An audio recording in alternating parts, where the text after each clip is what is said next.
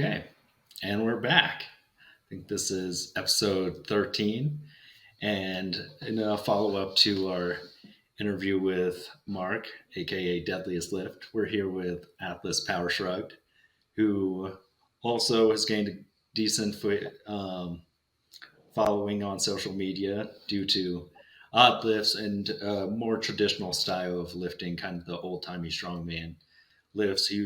Came about with Mikey Maybe Me, Deadliest Lift, of course, doing the ego lifting Olympics.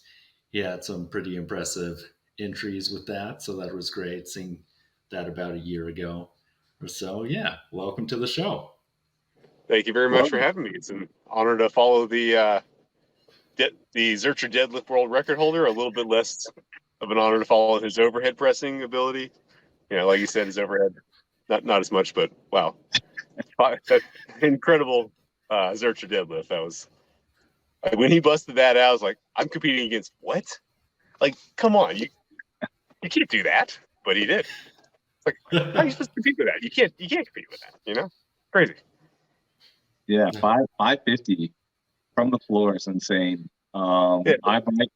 I might one day be able to do that, deadlift to my lap and then Zercher, but man, the mobility just to get that low, because he's a tall guy too. Yeah. So I was surprised. insane. But hey, yeah, I Alex, think you'll get it fairly easily.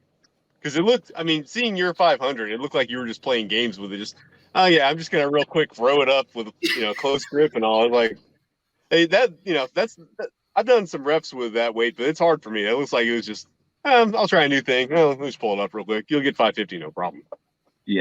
Yeah, we'll see. But hey, again, great to have you.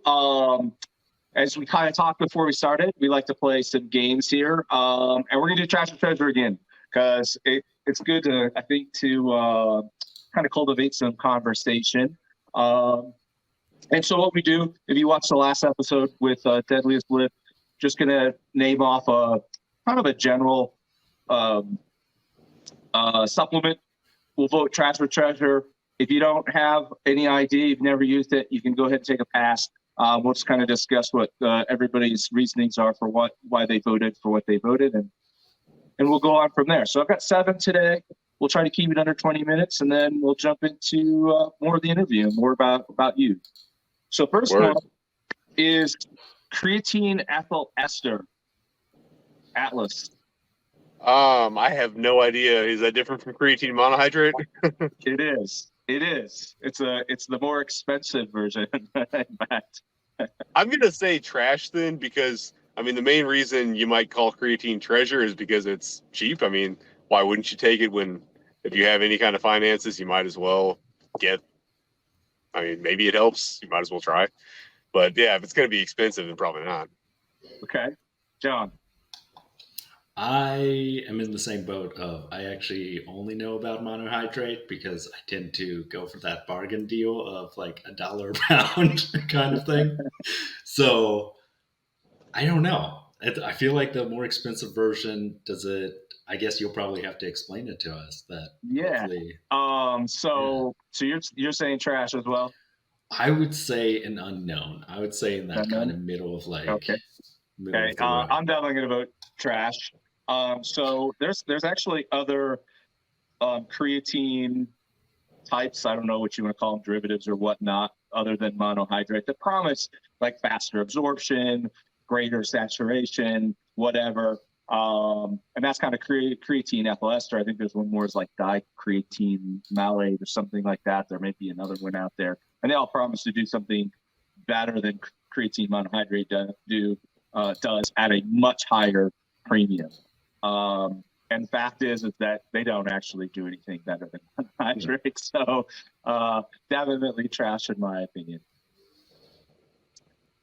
Makes sense. And I think you guys kind of more or less said the same thing. If it's more expensive, what's the point, right? There's no point in it. So definitely save your money on the creatine, on anything other than creatine monohydrate. And again, I'm always a big fan of just eat lots of red meat. You'll get plenty of creatine. Yeah, I agree. Yeah. Because I know when I first tried creatine in college, I was still doing like you're not supposed to eat red meat, you're supposed to eat like chicken and rice and stuff thing. And I got huge gains out of it. now that I'm eating a ton of red meat, I barely even see anything. I just do it just because maybe in case, but it's not the same. Yeah, I mean, the red meat really is a big factor.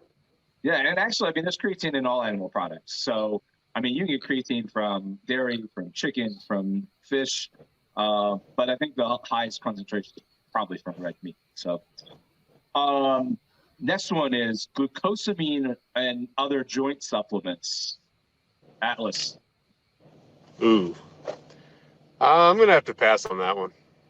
Okay. John? I take it at night with magnesium because I think it kind of helps. I don't know. It's kind of like one of those ones where it's like magnesium, glucosamine, and potassium are like nighttime things that I think might help. Okay. I don't know. It's more just because like Andy got prescribed some, or like her doctor mentioned. So treasure for John? Yeah, I would say a pocket treasure. Just kind of like, yeah. Okay. Well, I'm going with trash again. That's kind of my trend anyway with most supplements. But trash. What's your reasoning, John? I mean, you kind of said it, you think it kind of helps. Do you have any other? Yeah, it's one of those things that I kind of like. Yeah, I don't know. It's probably just like a thing of habit at this point. I probably get more benefit out of just like magnesium and potassium, really. So magnesium, that's not on the list, but magnesium I think is a great supplement because most people don't get. I mean, depending on the brand, right, quality and whatnot, most people don't get enough magnesium in their diet. So supplementing magnesium generally considered a net positive for most people. But yeah, glucosamine and I think there's a chondroitin, collagen. I think people may even suggest fish oil for joint health. I don't think there's any evidence that I've seen anywhere on the internets that suggests that they actually do anything. And I've used them in the past and saw no results. So definitely a trash on my end. Next one, whey concentrate, specifically, Alice. That's the one that's more expensive, right? No. No. Typically concentrate's probably the cheaper one. It's okay. It's the one that's been around forever. Yeah. Okay. And if it's okay, basically, so we're talking like regular, basic bulk whey protein. Yeah. Treasure. Yeah. I mean, it's going to be cheaper than almost any other source of animal protein generally if you're not buying something that's overpriced. So why not? And just add if you're eating just a bunch of meat, it adds some variety. It could be hard to find strawberry flavored meat, Right. John. Yeah, I would say, especially for people if you're on a budget and you're trying to bulk and just like have something extra. I know, once again, kind of like a repeat theme. If you can get it from meat, that's probably the best way to do it. But I think the protein powder I have right now is that carnivore stuff that's supposed to be like beef protein or something. But I think whey, if it doesn't bother your stomach, whey protein is okay. Yeah. Okay. So I mean, you both make some good points on like cost and whatnot. I lean more towards the trash side on whey concentrate because it's also concentrated lactose. It comes with concentrated lactose. With most people, causes intestinal issues, bloating. Right. I mean, protein farts are the worst. Right.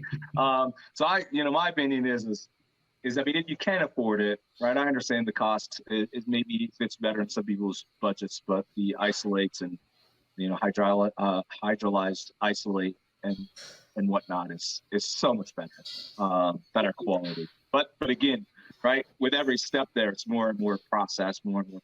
So I'm a big advocate of avoiding processed foods.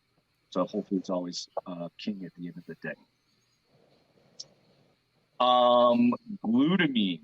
Glutamine's a big one in the bodybuilding world that a lot of people supplement because it promises a lot of benefits in recovery, growth hormone production, some other things. Atlas. Yeah, sorry, I was like racking my brain trying to remember what that is. I passed.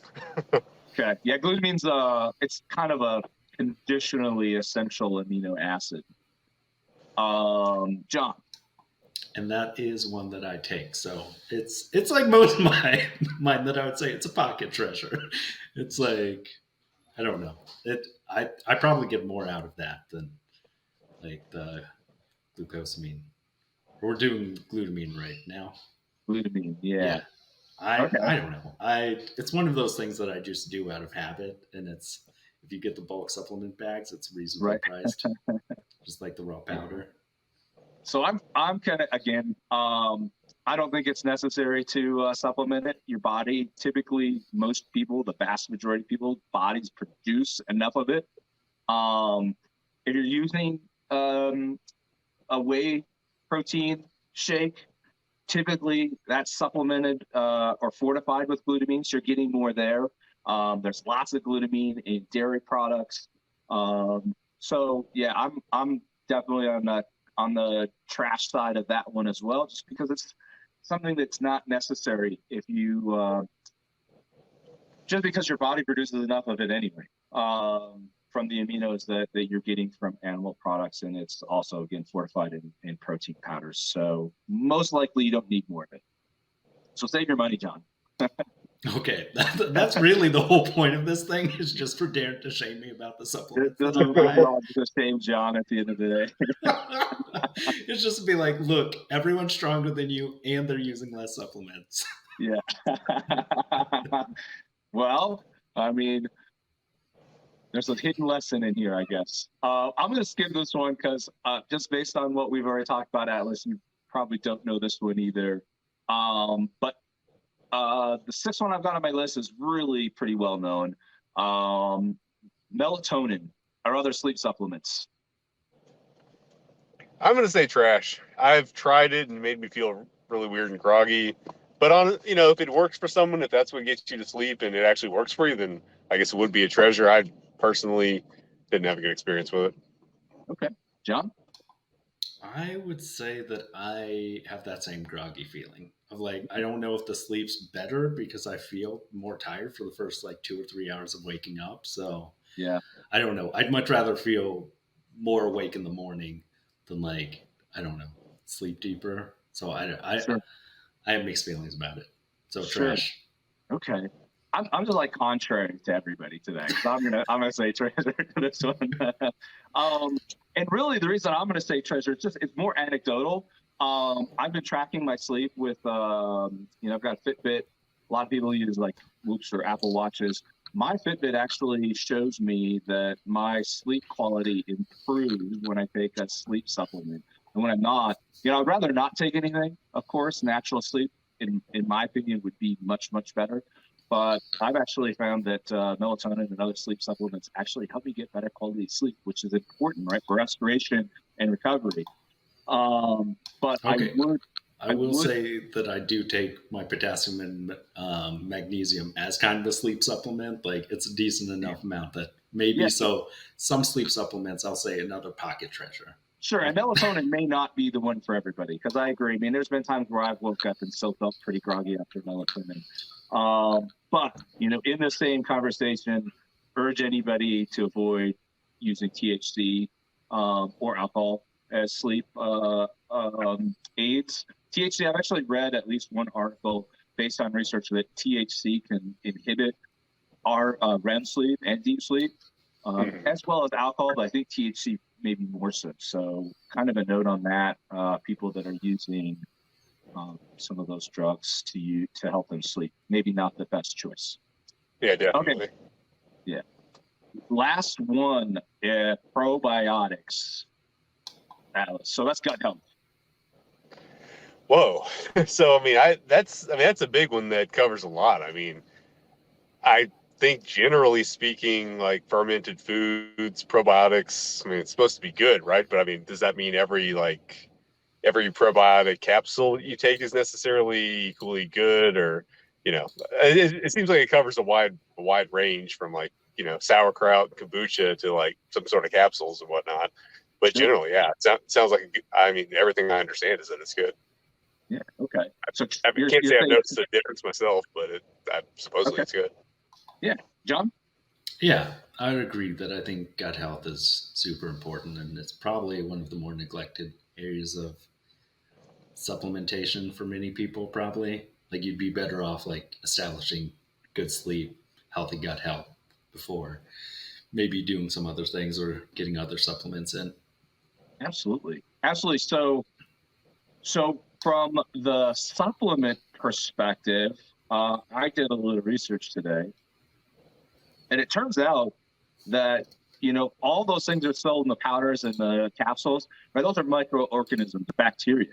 But it turns out that the vast majority of them are dead by the time you take them, right? They need to be kept in a specific kind of environment to survive. So the probiotic supplements, I would be very careful in what I purchase. I think there's probably some good, like if you can get live cultures, you're probably better off eating fermented foods, sauerkraut, kombucha, kimchi, yogurt, etc. So I'm going to go with trash on probiotic as a supplement, but you certainly should be eating good foods that are full of it. So that's it. That was my 7. We actually got done under 20 minutes today. It's the power of ignorance. I don't know anything. Yeah. So you got some questions for Alice, don't you, John? Yeah. Kick us off? Yeah, I can kick us off. For one, I was impressed that after we talked about doing an interview, you published your most, I would say, controversial piece, that calf growth is indeed possible.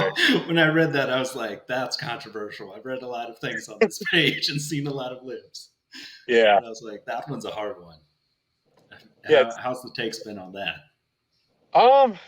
Dude, it's funny. Everybody has their own like unique anecdote about like how it's like a lot of them are funny. Like, oh, I walked I gain weight, walked a certain distance. I stand on my heels or on my toes for a minute and a half every single day. Like, just all these like arcane esoteric rituals, and everyone's got something different. Like, my granddad had amazing calves, and he, I don't know, walked, carry water buckets. Everyone's got their own little story for how calves were developed. No two people say the same thing, but it's funny. Yeah, I mean, calves are weird. A lot of people have trouble developing them. Mine's still kind of stuck, but at least muscle. What's that? I said calves are the mystery muscle. You can train calves every day for 20 years, and the guy that hasn't seen a gym in 20 years will have better calves than you. Yeah. It seems like getting fat is the secret. I mean, that's what a lot of people say. And I've gone up to 250 pounds, pretty chubby, and that didn't work for me, but I guess it works for some people. Yeah, maybe the secret is just to be fat and lazy. If you want to have great calves, just be fat and lazy. Apparently, yeah. Or walk around in high heels all day. I think that's the other secret. I'll let someone try that. Yeah. No, I think the good point you made too, though, of like that ankle mobility, I think transfers probably to like helping overall lifts in general and stuff. Because at least for me, I know ankle mobility is something I kind of struggle with, and it's not something that like you're going to naturally train with other things depending on how you do. Right. I'm at least doing better at deep squats, even if my calves don't grow anymore. At least my deep squats are getting a little bit better. So there's that. Yeah. So there's no real like losses over that. And you squat deeper. I seen your ATG. I mean, your ass is on your ankles, man. Can you squat deeper? I mean, it all depends. Like I have to use for back squats to get quite there, with it being at all decent and workable. I have to use a little bit of heel elevation. I'll just put my heels on a 10-pound plate. But I like to use like goblet squats for really deep squatting. I have pretty long legs, so I just have to compensate for that in some way. But it's getting a little better. Nice. I mean, that's tough. Like I've never actually been able to fully squat that deep because of ankle lack of mobility in my ankles. That's impressive. Yeah, mine was terrible, and I've had to work on it a lot. I think it's getting better. Yeah, and I mean, it looks like it is, especially because you never use lifters. You're always using the same barefoot toe shoes. Yeah, I had a pair back in the day, and right when I moved to Los Angeles, my car got broken into, and they stole my $200 lifting shoes, and that was my welcome to LA. So I've just never bought a pair. That makes sense. So I feel like everyone has just that like LA. the original barefoot shoe. You just had them for all these years. Oh no! I started doing that fairly recently, a couple of years ago. I was just I was on vacation in Hawaii, and I was just wearing water shoes because I didn't know. I thought I was going to probably have to go in the water, you're out for the day, you don't know what you're going to encounter. And I started hiking in the water shoes, and I'm like, man, this is fun. I like the feel of this. And then I started doing the barefoot thing. Nice. Yeah. It definitely seems to help with the leg pressing or the, I don't know, what do you call that? Like laying on your back with the barbell. I mean, that looks like a tough challenge just to get in that position, let alone It is. balancing Yeah. the bar on your feet. I mean, for me, it is. It's just a barbell leg press. That's the original way they used to do it. Arthur Saxon did it. Herman Gorner. A lot of the old timers before they invented the actual machine. That's how they actually did it. Now, in a lot of cases, I mean, some of them would load it on their own feet. In a lot of cases, they'd use a spotter so they could use just much heavier weights. Like a lot of the old time strongmen were doing, well over 500. I think Gorner. I don't know how deep of a range of motion. I believe Gorner did over 1,000 pounds with maybe I think with a board with people sitting on it. I don't know what the range of motion was like on that, but still a board balance on his legs, not a not a machine or anything. Right. They all seem to like it pretty well. Nice. So you are kind of a student of old school strongman. Yeah, that's where a lot of this stuff comes from. I mean, some things are made up, some things I copy from modern people. I'm a little bit less. I mean, I'm a little bit less of a pure historian than someone who just thinks, hey, these guys actually had some really good, knowledge that I can apply to myself. I'm not trying to just, be a, I don't know, what like a Civil War reenactor or anything, as much as I think that they actually knew some things, and I'm trying to, get a little bit of that and apply it to myself. Sure. But it is just a fun challenge. I mean, let's be real. It's fun. It's it's a lot more fun to leg press on a barbell than it is on a on a machine. Sure. It also honestly does have, it feels different. It does a lot more. I think. Like, I just never got anything out of machine leg presses. It just seemed like an inferior squat. Like you're kind of doing the same things as squat, but worse in every way, basically. And while I would never tell someone, stop squatting and just make barbell leg press the only thing you do, it has some unique advantages, and like there's actually a reason to do it as opposed to machine, which is just like kind of like an inferior option to the squat. Sure. You feel a lot of stabilizer muscles kicking in that you don't feel on really anything else because you're not using your legs in that way on most any other exercise. It kind of works the hip flexors in conjunction with the quads, which is a pretty cool feeling. And like you said, it requires a lot of mobility to get in there. It stretches you pretty well, maybe better than a squat, because in a squat there's a lot of ways you can compensate. But lying flat on your back, if you want a good hip opener, just to stretch your hips out, your back's got nowhere to go. The only way the bar can push is down into that stretch. So I think it is good for developing that in range strength there. At least if you're inflexible like me. I mean, some folks will get under the bar no problem, but for me, it's been helpful. I don't know if I could. I might try that sometime. But I mean, yeah, I can see the advantage over the machine. I mean, most of your machines are, in like a 45-degree angle or even less. At 45 degrees, you only have 70% of the weight that's loaded, right? You only get that much of the weight on your feet, where, obviously this is 100% of the bar weight. So certainly more significant. And yeah, I mean, machines take so much of the stabilizer muscles out. I mean, your posterior chain is pretty secure, right? Your core secure. It's more of a isolation movement. So those are awesome. I'm gonna have to try and see if I'm flexible enough to actually get under the bar. Yeah, I mean, it's probably not for everyone, and if you're not, you can always set it up out of a power rack. I haven't tried that, but I've seen some people try it with some success. Just setting it up out of a power rack, I think, range, or having spotters load the bar. A lot of folks do that, but not a lot. Like very, very few people. But I mean, relatively speaking. But yeah. Yeah, I'll probably take the safe route and do it with my safeties in my squat rack. At least the first time. But I end up smashing my skull with bar rolling off my chest. Yeah, I've liked the cheap leg presses you can get where it's just like right above you where you're on your back. I always felt like those felt slightly better than like the incline one you have at the gym. Yeah. It's like slightly.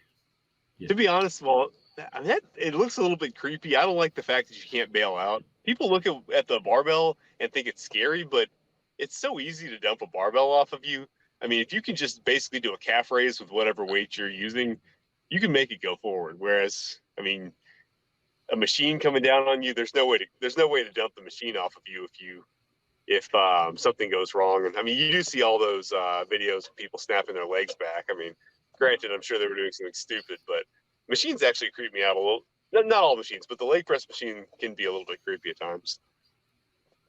Yeah, it's 100% not something that I'm not putting actual like any serious weight on, because that's Yeah. also the thing. Like watching people do that with like tons and tons of plates, and you're like, that's a lot, especially that top loaded one. I think the most I've ever seen someone put like 10 plates above themselves, and it's like that just seems like a lot of like. Yeah, it's scary. I'm not a big all the fan work of that. that you get out of that is loading and unloading the machine. Yeah. I don't have time for that. Yeah, the interesting thing I was thinking is when I first started following you or seeing your stuff like a little over a year and a half, maybe. Yeah, you were doing all this stuff because at least in LA, like the COVID restrictions were pretty strict. So is that the main reason you started doing the parking lot lifting, or was there other stuff behind it? No, You're sticking with it that was now. why I started. That was why I started because, yeah, I mean the gyms were shut down. Hell, they even shut down the beaches, the hiking trails. They shut down everything. It was kind of insane. I I don't want to get you guys canceled, so I'm not going to even say anything more. But We're yeah, not big enough it to was cancel restricted. yet. So go ahead. Yeah, no, you can No, go it's just ahead because the we would reaction. know. It was hard to imagine how people would possibly contract an infectious disease with some of the things that they shut down. Like really swimming in the ocean, how? It doesn't make sense. But whatever. Anyway, yeah, that's why I initially started. But that was also around the same time I had my first kid. So once I found out that I could make this work and I actually liked it and things were, going really well, it just made a lot more sense for me to save drive time and just not go to the gym. Because I mean, I pretty much try to fit my major workouts in on her. Well, now I have two on. Hopefully they nap at the same time, and I can fit my workouts in on their nap schedule. So 15 minutes to get to the gym is something I can't really afford, or at least it's not worth those 15 minutes to have more equipment. I'd rather just do more with what I have. And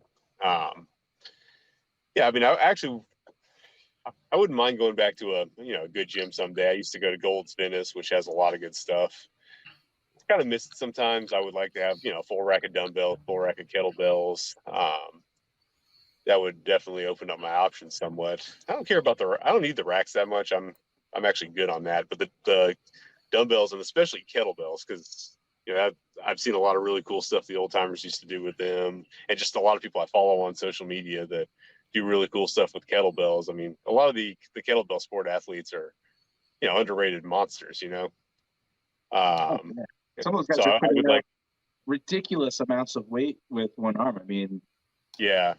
150 kilos in one dumbbell. I mean, just the grip on something like that to clean it is absolutely insane. Yeah. These guys are. I mean, a lot of people see kettlebells and they think like some kind of lightweight little circuit that people do, but the serious guys that work out with kettlebells, they're beasts. They're monsters.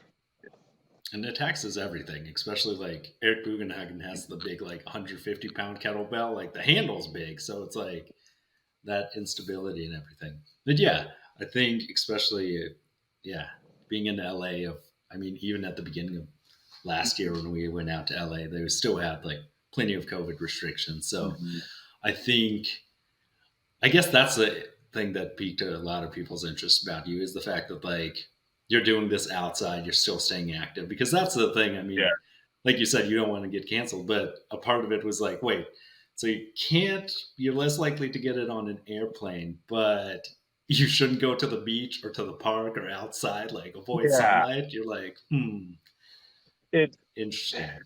so badly managed. It's scary, man. That's what happens.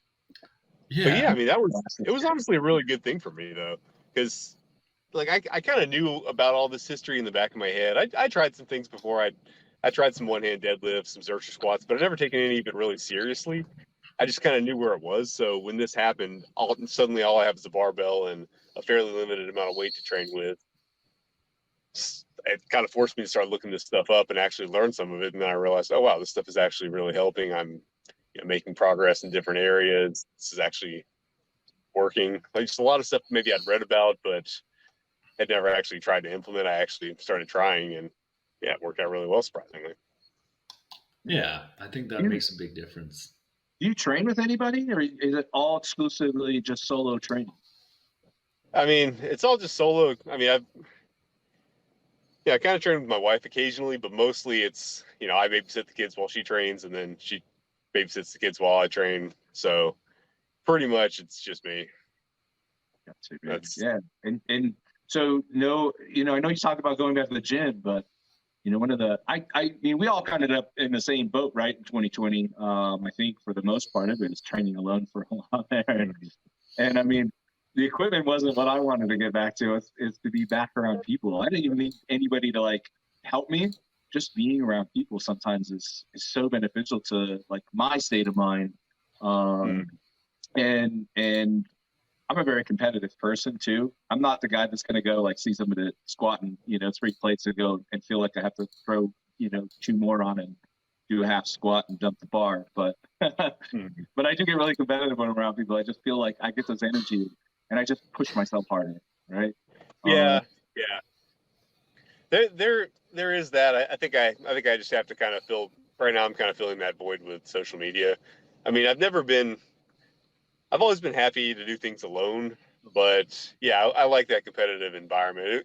I do kind of miss. I mean, in a way, I kind of walked around with a chip on my shoulder because I'm in this, bodybuilding gym with a bunch of, big, big guys that are on God knows what, and I'm trying to compete with them a little bit. Yeah. That wasn't necessarily the best mentality, but I had some people I talked to that were, that were cool. The guys, who did more, I guess athletic type stuff. Not that I'm bashing bodybuilding or anything, just right. Actually, there's a truth there. We kind of covered some of that in a couple episodes ago. So, I mean, the drug abuse is rampant in some of these sports, and it gets almost beyond abuse sometimes in bodybuilding, unfortunately. And I think even in strongman and powerlifting, but yeah, it's crazy. So, I mean, it is tough to compete and compare yourself when you're a natural lifter to those guys that, always the best thing is to just not compare yourself to. I mean, it worked for me. I made it work because I would just like, my thing was I'm going to show them that I'm the hardest working person in the room, which was, it kind of worked, There's a, when Mike O'Hearn got to talking a lot of trash on the podcast with Mark Bell a while ago, I happen to have an old footage saved up of me doing I think I was doing 25 rep squats, just breathing squats, heavy, yelling at the end of it while he's just sitting around on the leg extension machine in the background of that video. It was pretty cool. And I was just like, okay, you really want to say that we're all smaller than you because none of us are working hard? Okay, watch this, So that was nice to have on hand. And so it kind of motivated me, but I'm kind of a negative person in some respects. I'm positive in some respects, but I can use either fuel. I'm what do they call it? Metabolic flexibility. I guess I'm motivationally flexible. I can have negative or positive motivations, but ultimately, what I'm using social media to find people that are like-minded, or maybe even just in different areas that dovetail. That's a lot more of a positive thing. I mean, I'm finding so much in common with people that are doing wildly different stuff, like calisthenics, just mobility, the freaks that can, bend all their joints all which way and all that. But yeah, it's cool to find, common ground with people in somewhat different spaces. And, it's a better thing than just trying to, I'm going to do more, really high rep squats and be the loudest guy in the gym, Yeah, I think it's good. Especially it's interesting when you talk about community, because I think one thing is I work remote as a software engineer. So that community for a while did feel pretty lonely not being around people. Mm-hmm. But I think shifting that and realizing that there is a lot of value through online community, at least for me, it's been nice to still keep in contact with people. And oftentimes you end up being able to still have those discussions and being able to talk and interchange. It's interesting because so many people the funny thing is now it's the idea of so many companies are like, oh, you need to come back to the office. Like that's how you really talk to people. And it's like, I don't feel like my conversations were actually any more genuine or authentic in person. Oftentimes I have better conversations with people because we can actually talk privately and you're not like cubicle to cubicle Mm. or something like Yeah. that. So I think that's been interesting. What I was going to ask is, how has that changed? Has that changed how you train or approach things now that, I mean, you have a decent amount of people following you. You've gone from like a few thousand to now like 40 some thousand people. Has that changed at all? Your approach to things? Not. I mean, obviously, I do some fun stuff for reels. You know, I'll try to put out some fun things for reels. But I mean, honestly, I was kind of doing some of that anyway. And at this point, I'm not actually getting much of any engagement boost from doing big, crazy, showy lifts for the for like a reel. That doesn't usually play that well. I think just the way the algorithm is working right now, I'm actually just my essay posts are honestly, where I'll just do 10 screens of text are honestly getting more reach than like 5 seconds of me doing some kind of a wacky lift. So not a whole lot. And I've even before that, I was trying to like show the lifts that I do in training. I mean, obviously I'll do like a fun little stunt here and there. I mean, kind of just like Mark was saying on the last podcast, it's kind of a fun way to test and demonstrate.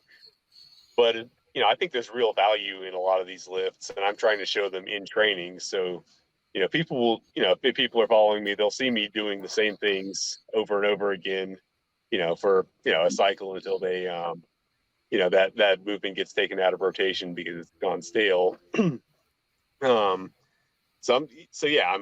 of doing this. I'm training in a way that I think it's going to hopefully give me long-term results, not necessarily exactly what's going to, what's going to play best on Instagram. Because like, just as far as the algorithm, like 1 rep maxes, that's what you want to do for the algorithm because Instagram hates long videos. And especially when I'm bulking, trying to put on some muscle, I don't like to do that. I tend to want to go considerably higher rep because I think that's what's going to give me more reliable progress. It's going to ultimately lead to gains, over time. So even though would a video do better if I was just focusing on 1 rep maxes? Sure. But I'm going to try to play it a little bit more long-term and also just, show how these things can actually be used in practice, not just, here's a showy stunt to demonstrate how strong I currently am, but let's see what we can do in the future. And that's really, I guess that's where Mark and I kind of differ a little bit because, I guess maybe our lift style is a little bit different. A lot of his are just absolutely off the wall. Like, I mean, he'll lift a crazy amount of weight for a pun. This guy, you just see this guy do a dumbbell bench press, like my brother in Christ. You really put all those plates on that bench, and then you lay on dumbbells and for a pun. But he does, it's great. Can you imagine that just like pressing into your back and you would just, that's wild. Yeah. Watching him get set up when he announced it and you saw the weights on the bench, I was like, there's no way that because I mean, he's 6'5" and it's just 2 dumbbells. Yeah. Like, there's no way that's going to be comfortable. Darin sent me that video and he was like, this guy is absolutely insane. It's funny that was like one of his crazier videos, like in the context just imagine of the thoracic mobility he gained from that. But the craziest thing is, do you guys follow Lucian Crotor from Romania? No. We'll have to. Yeah, he's probably the best at the old style of lifting right now. Big guy from Romania. He's really good at a lot of this stuff, but he's pretty competitive too. So as soon as Deadliest Lift does this, of course he has to go and like one up him by 5 pounds. And it wasn't even like he mogged him by like 50 pounds. He just made sure the record got to Romania. I don't think he beat him by more than 5 pounds. But just nope, Romania is going to take this one.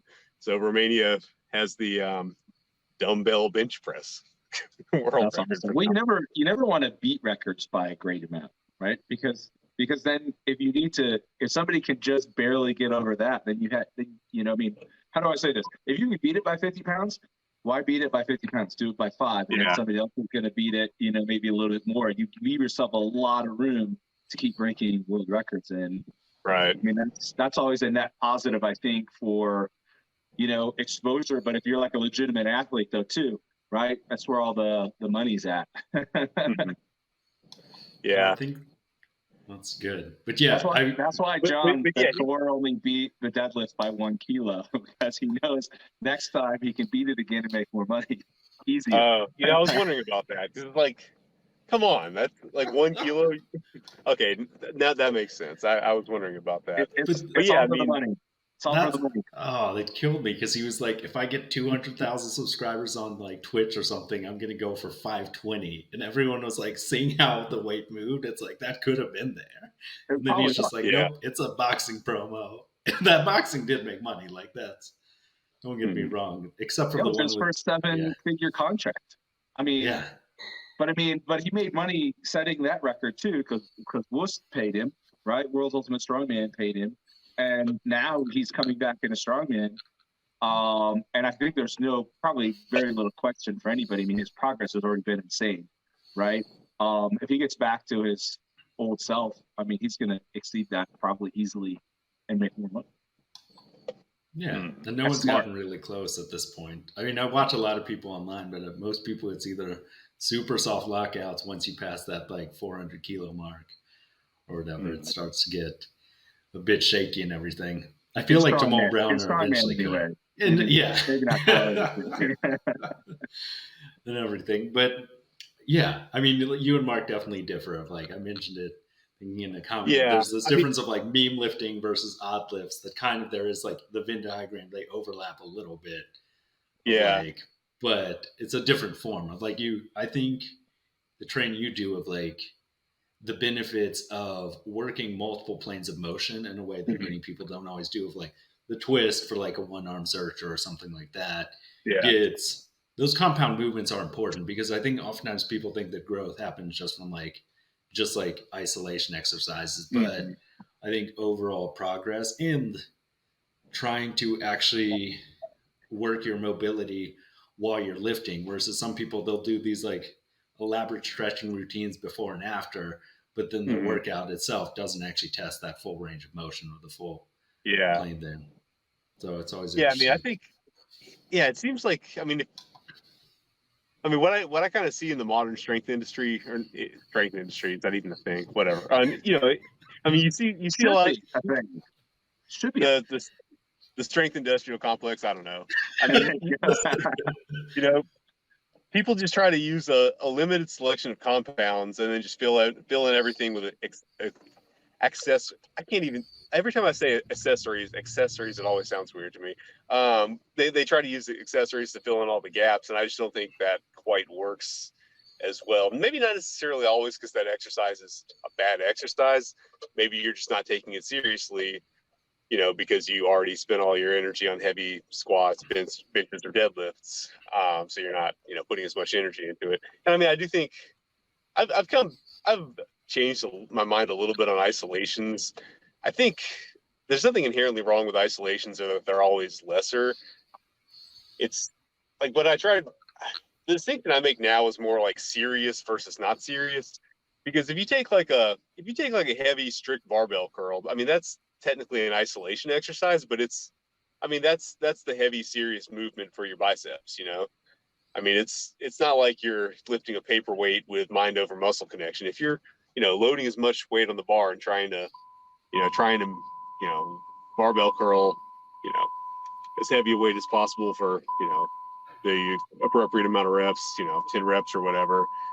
It's not like you're just trying to, focus on the squeeze or anything. That's a serious exercise. So that I think is fine. But then, where you get in, a lot of people trying to do some biomechanically optimal this or that with a paperweight, I think that's not going to compete with something like a bench press. So you have, your pecs are getting built by your bench press, but everything behind it, you're trying to work with, some kind of mind muscle connection in a paperweight, and it's not gonna balance out. And I think Joel Seedman's body weight, just like the fluttering or like the intense movements he did. oh Like, yeah. God, that guy. Yeah. Joel Seedman, yeah, he's someone who he gets the algorithm, like, or when he gets engagement, just the worst. But it's all hate. I mean, he gets I mean, he's nobody. Like, the thing about him is like nobody even does any of his extra. You won't find anyone doing his stuff. It's just people. I mean, I think you see some people suck up to him because they are hoping they'll get featured or something, but no one actually takes the stuff anywhere else and does it. That's all just hate, you know. But that works for the algorithm too. The thing about him that annoys me There's is, no such thing as bad publicity, right? yeah. The thing that annoys me about him is a lot of his objectives are not necessarily bad. He just has to, because I agree that there are more planes to train in. There are more training objectives than just to get strong in the squat, bench, and deadlift for 1 rep max, right? But the thing is, there are so many better exercises that already exist, and I feel like he needs to have been the one to come up with anything that he uses, and if he didn't invent it, he can't use it. And there are just so many better ways to do all of the things that he's trying to do that already exist. You know, you don't have to reinvent the wheel, but there's plenty of stuff out there. You know, stability, different plates of motion, it's all there. Yeah, we were actually just talking about this with Strongman too. Always inventing new movements that don't need to be made, and we've determined that it's the as John puts it. Cause I put the sound on sticker on one of my videos recently, and John informed me. He's like, that makes it look like you don't trust your content, and I'm like, that's not really where I was going with that, but I can see how that is, and so we were talking about this.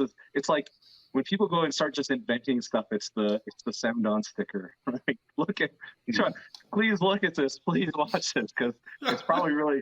I kind of don't have anything better to give you, and so the content's probably not that great to begin with. So that's why people do that. They go to try to invent stuff that's just off the wall and crazy, because maybe they don't trust the old standards. They don't trust themselves, or something along those lines. Yeah, just if you have a problem, do some research and see if anybody else has ever come up with a solution to that problem. I think with a lot of this kind of this biomechanical stuff, right? And I think they have not necessarily always bad objectives.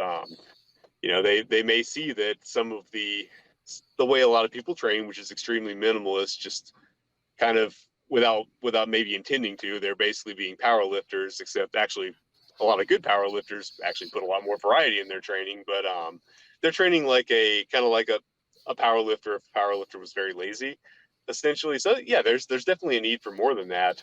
But I think a lot of these biomechanical guys, they just look at the muscle and just specifically how does that muscle move, and then just very lazily just try to load whatever motion they're trying to get. They just move the muscle, and then let's just load it the easiest way possible in that motion, instead of kind of looking at the big picture of the exercise. How well does that exercise work as an exercise? Not just do exactly what we're going for, but does it work that muscle or pattern or what have you? And is it something that's loadable, progressible?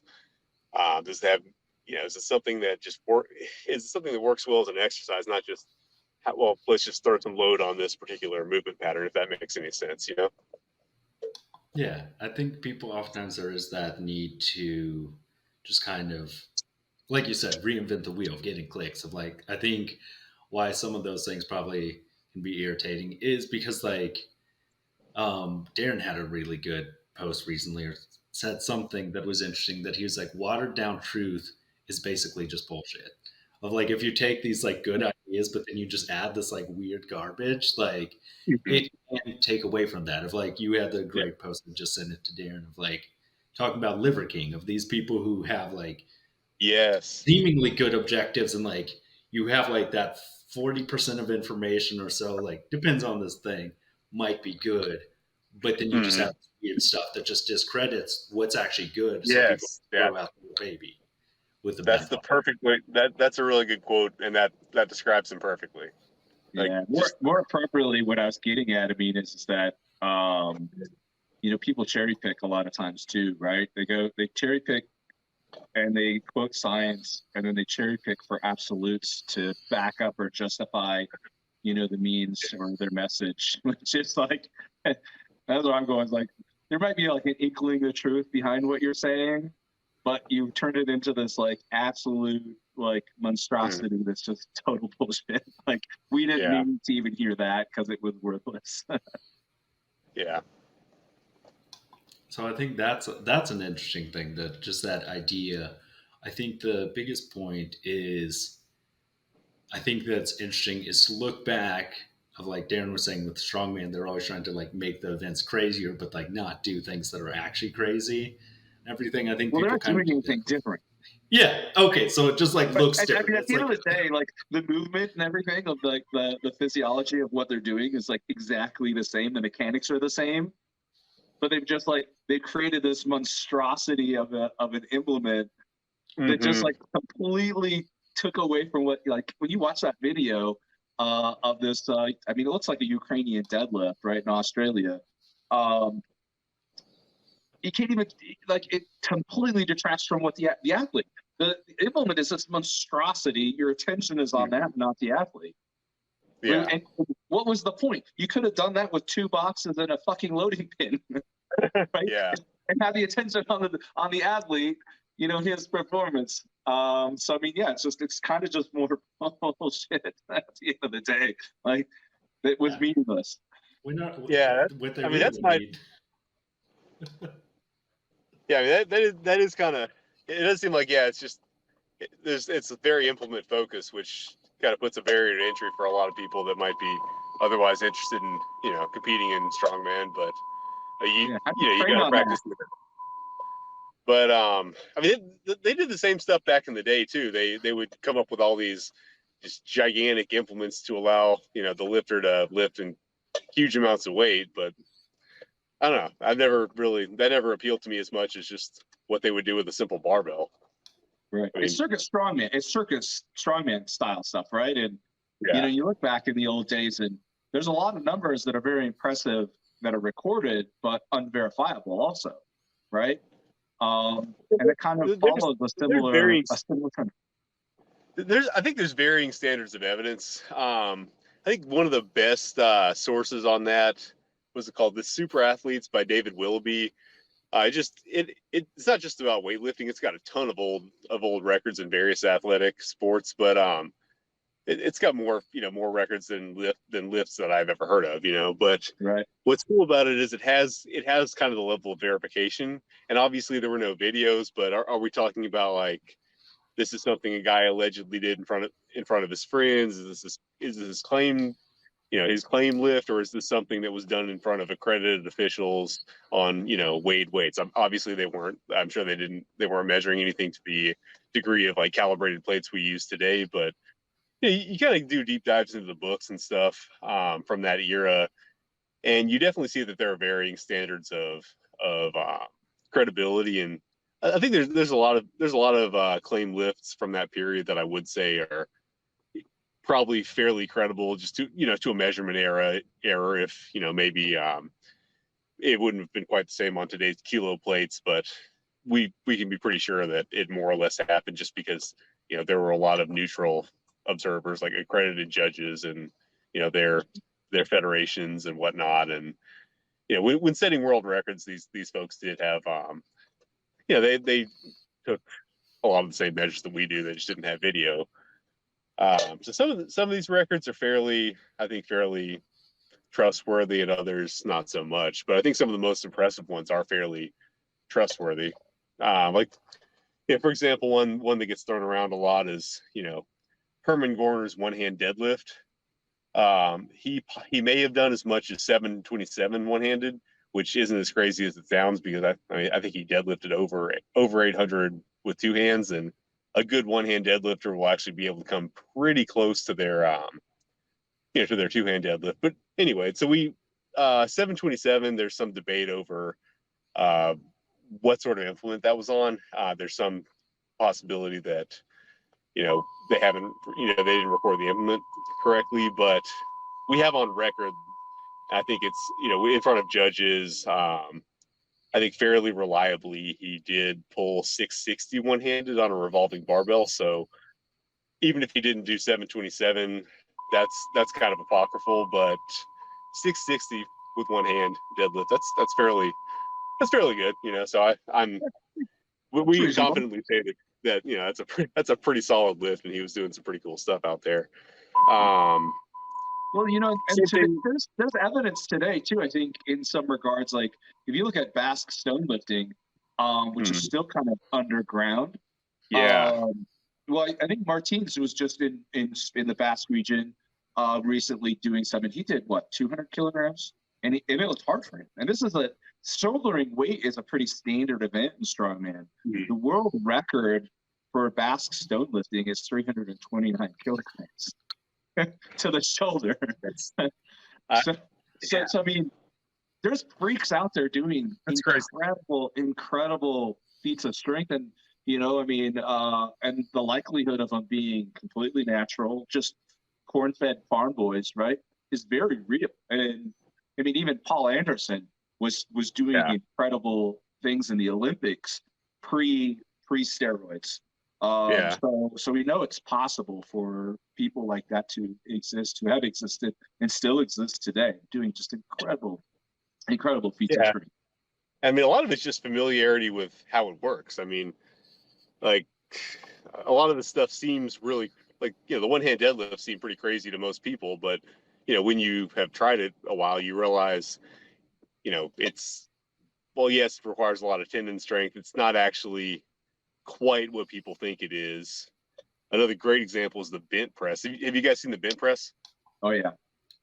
The one where you bend under. It's a one-hand lift where you're bending under the weight, and instead of lifting it, you're somehow managing to bend under it and basically do a one-arm either windmill or overhead squat. There's some amazing clip from a local show here in Texas. Some guy he was like a lightweight, and they didn't have enough people in his category, so he had to go up a weight class. And he's just he's maybe less than 200 pounds, and he has a 220-pound dumbbell, and he actually just bends over and then gets under it and presses it up and stood up, and he was able to get a rep with it. Yeah, everyone is blown away. It's just crazy. Supposedly, I mean, from some of the old books I'm reading, it was supposed to be a standard that if you trained at it for a couple of years, you're supposed to be able to do your own body weight, no problem. That seems crazy to people today. It seems crazy to me because I've been practicing and it's really hard. But if you have the mobility, you can do even more than that. I mean, the record is, I think Arthur Saxon did 370 fairly, and that's another fairly well documented one that I think we can agree that he actually did. And if a couple other people did well over 300. So you've got a guy who's quite a few guys that aren't much over 200 pounds doing well over 300 pounds overhead with one hand. And that it seems crazy, but apparently once you're good at the technique, it's not quite so outlandish. But apparently it's all about the technique. The dumbbell world record is Koskowski said under 330, John? Yeah, it was up there, which is the clean to the shoulder and push press. I mean, he's not overhead pressing 660, right? 300 kilos with two hands. Yeah. So one hand, there's a lot. Once you get that technique dialed in, it's incredible what people can do. I mean, even weightlifters. What's Lasha's record right now? 590, 587, 590, something like that. And the way he moves that is insane. And comparatively, you got strongmen that are just barely breaking 500 now. You've got weightlifters. Granted, logs and axles are, present different challenges, especially to the cleaning portion. But, the difference in overhead capabilities when technique is factored in is incredible. I'd be curious to see what modern strongmen could do if they actually started working on some of these techniques. I mean, it's if you see a really big guy that's got really good mobility though, because some strongmen have great mobility. If you get a really big guy learning this technique, imagine what kind of weights could be put up. It would be, it wouldn't if a 205-pound guy can lift 370. What could a 250-pound guy with a ton of mobility do? That would be really impressive. Yeah, we've had guys, Olympic lifters in the past. Misha Koklayev, Raymond's Bergmanis were both Olympic. I think it was Raymond's. I think he's both Olympic lifters, and they would split jerk log once in a while. He's got a few guys that split jerk these days, but I think the kind of the common deterrent, maybe, I don't know, it's just like the mindset is that it's so difficult that people just kind of never train it. But I think you're right. If more of the big, powerful overhead pressers would train at split jerk, they very may well get closer to the Olympic standards for open class. And I think Did you see me? Did you see Klokayev try to break the one arm snatch world record? I think it was a couple years ago. Yeah, it was several years ago. I think he had 225, right? 230? Yeah, 231? Yeah, the world record was held by a Frenchman whose name I'm gonna butcher every time. David Rigolo or Rigolet. It looks like Rigolet, but I think it's Rigolo because it's French. I think like 253. I think really? Is it that much? Yeah, 253, and I think he weighed probably not more than 220 at the time. We've got video of him doing the technique just with a lighter weight for demonstration. It's an old grainy black and white video, but you can just see just how lightning fast he moves. He just pulls it up and then just dips into kind of a halfway cross between a one hand overhead squat and a windmill. He kind of bends down to the side and but it's just, you can see he's probably not pulling it up. I mean, it's 253 pounds, so it's a lot of weight for one hand, but he's probably not pulling it up just incredibly high, just dipping under it just super quickly. And that's allowing a 220 pound guy to set a world record that hasn't gotten beaten for I think over 100 years now, and even a much bigger guy is struggling to try to beat. So it's incredible. Yeah, I mean, I've tried the one hand squat and I don't have the mobility. No, me either. I have to pull the bar all the way over my head in order to get under it. Yeah, that's the mobility. When I do this, I split. Yeah, I split that stuff. I can't do the one arm overhead squats, and that's not nearly as efficient, but it's still fun. Yeah, I love one arm snatching. That's like one of my favorite movements.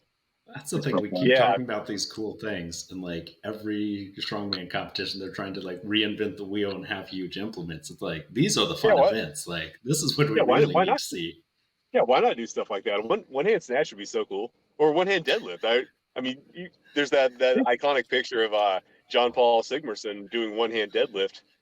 That'd be I know why they don't do it anymore.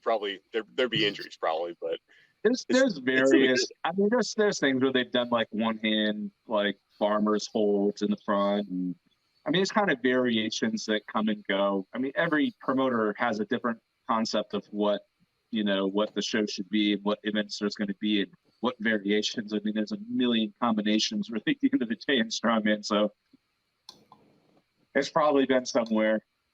The only thing that they don't do is sumo. Well, yeah, as it should be. No one should do sumo. Barely Clash is doing sumo. Everyone's training something. Yeah. So and some people say that it's a sumo lift to get into the Zercher squat. So that's close to sumo. Well, that's what I do. I sumo to get to the Zercher. So that's not really sumo though. I mean, okay, there's one, Ed Cohen's sumo deadlifted that way. Virtually no one sumo that's not what they use in competition. I mean, if someone's pulling with their feet like an inch outside of their leg, okay, fine, that's a functional lift. But sumo with your feet all the way out, okay, what happens if you need to walk around with it? You need to pick it up, move it somewhere. No, you can't do it. It's not a functional lift in the same way that a regular deadlift is. You just can't do anything with it because I mean, in strongman, half the time you're not just lifting it up and putting it back down. You have to lift it up and go do something with it. That's a conventional. Yeah, it's functional, Alice, if you're also a super wide multi-ply powerlifter squat. Fair enough. Fair enough. And you squat that high above parallel. That one video we saw recently. I'm just just that range of motion. It's just that was crazy. Did you guys saw the one? Is that the one you guys are thinking of? That I'm thinking of, where the guy pulls 700 or something ridiculous, and then he can't even do 500 conventional. I've seen that. We were talking about we saw an equipped I don't squat understand recently that. that was like, yeah, those things are surprising. Is the ultra That's wide weird because you've got single That guys doesn't like make Jamal Browner now who, yeah, are killing over 1,000 with a sumo, but I mean, also his conventional is just stupid strong huge. Yeah, also. But he trains both. Yeah, and I think yeah. that's the key is like his is actually a functional lift and everything. Whereas I think Oh once you yeah, get that definitely. like ultra wide Yeah. And stance, he's not like that wide either. Yeah, yeah. yeah, and I think there's the power there. So I think Oh, powerlifters definitely. definitely like have something there. But I've seen that ultra wide thing. Some people where it is like that Yeah, astounding gap of like being yeah. able to I pull think he. 6 plates and then struggle with 4 conventional. You're like Yeah, it that's a huge doesn't like make sense. Because that's I mean, crazy.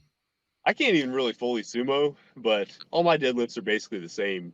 Zercher, oh, not Zercher. No, Zercher's not the same. I wish it was. Sorry. I was Jefferson about to say, deadlift. I was like, you're No, no, coming for that I wish. record. I wish. That would be sick. No, Jefferson deadlift, hack deadlift, my kind of hybrid sumo because I can't go all the way out the way the powerlifters do. I mean, it's all within a fairly close margin of each other. So you see some guys do a whole lot of weight behind the back on the hack deadlift. Supposedly that's easier. I've never gotten it to work that way. It should be. It It's seems like weird. more center of plane Mm. over your heels. So it should technically. I've never done it. I keep thinking I'm going to give it a shot It just to see what I it's can do. awkward. It I'm looks better it's at it than I really was, awkward. but I mean, I'm honestly more interested in finding ways to not use big weights these days, just because hauling all that out reduces my training time. Because I'm on a schedule with the kids, so if I can find a way to reduce training time, that Amen to I'll that. try to use less weight. Like I like doing power shrugs for traps, but I've started just doing one hand shrugs with half the weight, so I don't have to haul the plates out. So Yeah. I think a lot of people use odd lifts as a way to try to lift more weight. I try to find ways to get more out of less, just to save time. Yeah. Well, I mean, But after like I've been training powerlifting. I competed in strongman for over 14 years. At the end of the day, now I'm in a place where I'm enjoying more cross training, more conditioning, more plyometrics, kind of more athletic shit. But I still train. I like to lift heavy, but I don't find like there's no use to having an 800-pound deadlift, like really right, in the real world, unless you have to pull a car off of somebody, which is like probably never going to happen. So yeah, I mean, I think there's probably more benefit to lifting, to be more well-rounded and more fit and whatnot. I mean, it's fun to lift heavy. Like there's like, I don't know, kind of your lizard brain kicks in right when you start yeah, lifting heavy like that, and there's just like something that clicks. That's just raw, but yeah, it comes with a big cost, I think, too. That after 14 years of competing in strongman, it didn't prepare me to go and do like a 3-mile hike with a 54-pound pack on my back, right? You and those rucking Which things. you think would be easy, but I mean, it actually wasn't stress. I've been doing a lot of conditioning and stuff, but 2 years ago, I probably would have been dead. No, I think that is a good point of doing things with the one arm.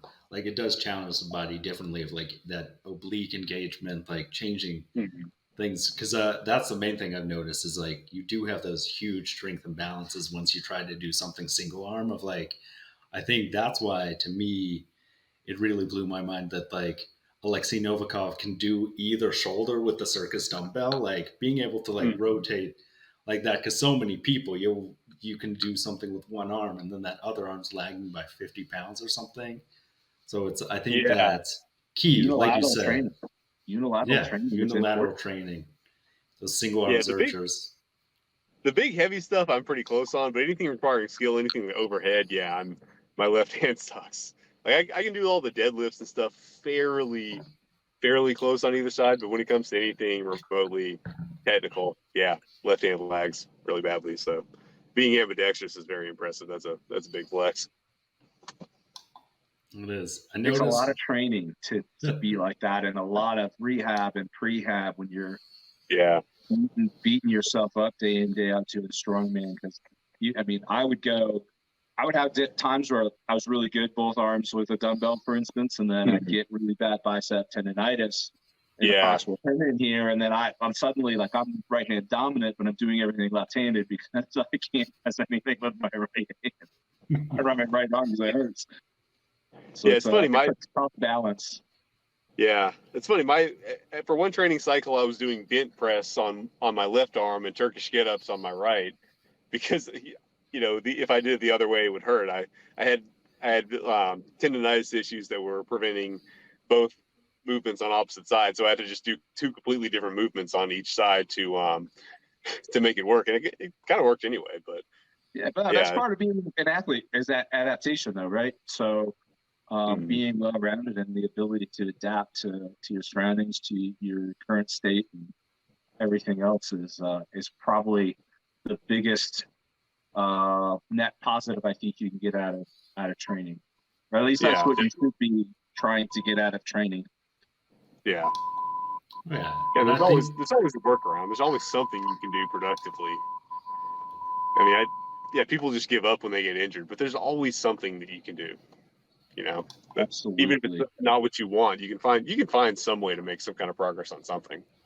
And they said that like you can actually like still maintain at least some strength and like doing that unilateral training. It actually still does affect the other side of the body. Like no matter how hard of like Devin Laird had the pumpkin training where he only trained his right arm, his left arm still got stronger, even though he only crazy. like intentionally trained his right arm. There's actually really good research that supports that, specifically in injury to one of your limbs. Unilaterally training the uninjured limb actually significantly decreases atrophy in the injured limb. Right? The people that don't do anything and stop training, like I'm always a huge advocate. If you tear a bicep or something, don't stay. I mean, you got to get it fixed. Go get surgery as quickly as possible. But as soon as the drugs wear off from surgery, get back in the gym and start training, because it's going to reduce that atrophy. It's going to keep you strong. It's going to get you to recover faster. So there's tons and tons of benefits from that all around. Yeah. Yeah, I realize we are coming up on a little over an hour, and we usually try to kind of time box it. Yeah. Is it okay if we sort of wrap up? I know you might have let's do it. You have your kids to get to and everything. Yeah, definitely. You are an hour behind us though, so it's not that late. It looks real dark though. I'm like now we're officially in the dark hours. Yeah, we can't see you anymore. Yeah. So any last thoughts, Atlas? I mean, why don't you share where our viewers can find you? And any last thoughts you got? Anything last that you want to share with everybody? Okay. Yeah, I need to work on my elevator pitch, but I'm mostly active on Instagram. I have a YouTube, but I barely ever update it. It's just not as good of a time investment right now. Instagram, Atlaspowershrugged. Let's try to do a good little elevator pitch. I pretty much just experiment with a lot of old time lifts, and I've found that they're very effective at developing muscles and capabilities that a lot of more modern methods were not helping very much with. I'm not just interested in finding new ways to show off. At the end of the day, I want to actually see some muscle or some capabilities or something I didn't have before. And so my focus is on trying to experiment with these lifts, see what works, and hopefully experiment, bring some of that to other people. I don't have like one system that I'm trying to preach to anyone or say this is the way. I'm just trying to have my page be a big toolbox that hopefully anyone can find at least something that could be helpful, even if a lot of it may not be applicable to your particular situation. So I can refine that, but that's a fairly good elevator pitch. Just perfect. Hopefully, it was awesome having you, Atlas.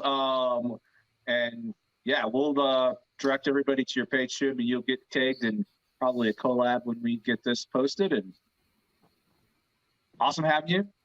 Have a wonderful evening. Thank you guys so much. Yeah, thank you. Support us on Patreon or Anchor, and find us on Instagram or Facebook.